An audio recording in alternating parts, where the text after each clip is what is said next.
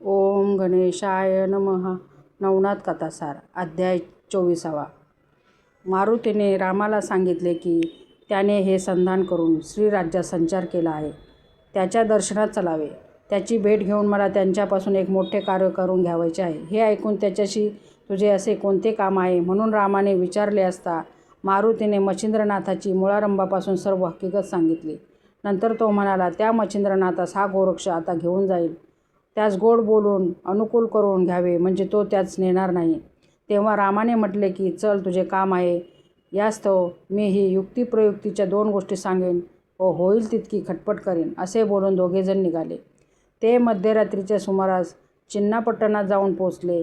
त्यावेळी सर्वत्र सामसूम झाली होती. हे दोघे ब्राह्मणाचे रूप घेऊन गोरक्षनाथाजवळ गेले. त्यावेळेस तो निवांत ध्यान करीत बसला होता. त्यास नमस्कार करून हे दोघेजण त्याच्याजवळ बसले.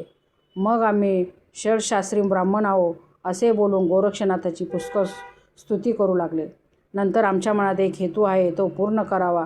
असे मारुतीचे भाषण ऐकून कोणते काम आहे ते कळवावे म्हणून गोरक्षनाथाने त्यास विचारले. त्यावेळी ते म्हणाले, मी कार्य करून देतो असा प्रथम भरोसा देऊन वचन द्या. आमचा हेतू सांगू. हे ऐकून गोरक्षनाथाने मनात आणले की हे मजपाशी काय मागणार आहेत. शिंगी, सारंगी, कुबडी, फावडी, शैली, भोपळा ही काय ती संपत्ती आमच्याजवळ आहे. ह्या वाचून आमच्यापाशी तरी काही नाही. असे असता हे आमच्याजवळ काय मागणार. असा विचार करीत असता दुसराही एक विचार त्याच्या मनात आला की आता मध्यरात्री उलटून गेली असता की यावेळी ह्या श्रीराज्यात पुरुष आले कसे. हे सहसा मनुष्य नसावे, कोणीतरी स्वर्गात राहणारे देव असावे. अशी त्यांच्याबद्दल अटकळ करून मग त्यांच्या कामाबद्दल विचार करू पाहू लागला. तो काहीच त्यांच्या लक्षात येईना. मग आपण ज्या कामासाठी आलो त्याखेरीज त्यांचे म्हणणे कबूल करण्यास हरकत नाही असा विचार करून तो त्यांना म्हणाला की महाराज, आपण विप्र म्हणता, पण येथे येण्याची त्यांची छाती नाही, तर आपण कोण आहात हे मला प्रथम सांगा. असे बोलून त्याने लीनतेने त्याच्या पायावर मस्तक ठेवले. तेव्हा ह्यास आता ओळख द्यावी असा रामाने विचार केला. त्यास मारुतीचाही रुकार मिळाला. मग रामाने आपले स्वरूप प्रकट करून त्यास पोटाशी धरून मच्छिंद्रनाथास न नेण्याबद्दलचा मारुतीचा हेतू त्यास कळविला व मारुतीने मैनाकीला वचन दिले आहे म्हणून तू त्याला नेऊ नये, हा याचा हेतू तू पूर्ण कर म्हणून कळविले. तेव्हा गोरक्षनाथ म्हणाला, आम्ही योगी, आम्हास हे कर्म अनुचित होय. यास्तव हे वगळून दुसरे पाहिजे ते मागा, मी देतो.